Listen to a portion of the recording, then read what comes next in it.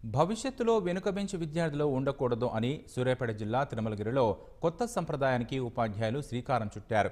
కేరళలో సత్ఫలితాలను తీసుకువచ్చిన ఈ అంశాన్ని తమ పాఠశాలలోనూ అమల్లోకి తీసుకువచ్చామని ప్రధానోపాధ్యాయుడు శ్రీనివాస్ తెలిపారు.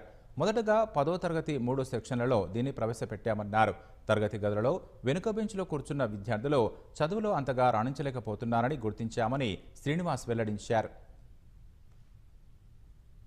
ఈ మధ్యలో కేరళ రాష్ట్రంలో ఒక క్లాస్ రూమ్ అట్మాస్ఫియర్ను మారుస్తూ ఒక చిన్న కాన్సెప్ట్ తీసుకురావడం జరిగింది. స్టూడెంట్స్ అంతా కూడా ఒకరి వెనక ఒకరు కూర్చున్న దానికంటే యూ షేప్లో కూర్చొని టీచర్ మధ్యలో నిలబడి టీచ్ చేయడం, అవసరమైనప్పుడు బ్లాక్ బోర్డు వాడే విధంగా కనుక కూర్చున్నట్లయితే అందరు విద్యార్థులు ఒకే లైన్లో ఉండే విధంగా కాన్సెప్ట్ ఉన్నట్టుగా మనం చూసాం. దాన్ని ఇంప్లిమెంట్ చేస్తే ఎలా ఉంటుందని చెప్పి తిరుమలగిరి పాఠశాలలో మొదలుపెట్టాం. పర్వాలేదు, పిల్లలు హ్యాపీగా ఉన్నారు, ఎంజాయ్ చేస్తూ ఉన్నారు.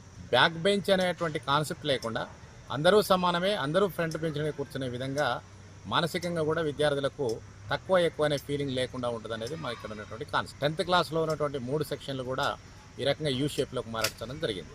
తక్కువ మంది పిల్లలు ఉన్నప్పుడు మాత్రం ఇది చాలా బాగుంటుంది. ఎక్కువ మంది పిల్లలుండి బెంచెస్ ఎక్కువ అయినప్పుడు మాత్రం సాధ్యం కాకపోవచ్చు. చాలా బాగున్నది అని చెప్పి పిల్లలు హ్యాపీగా ఉన్నారు.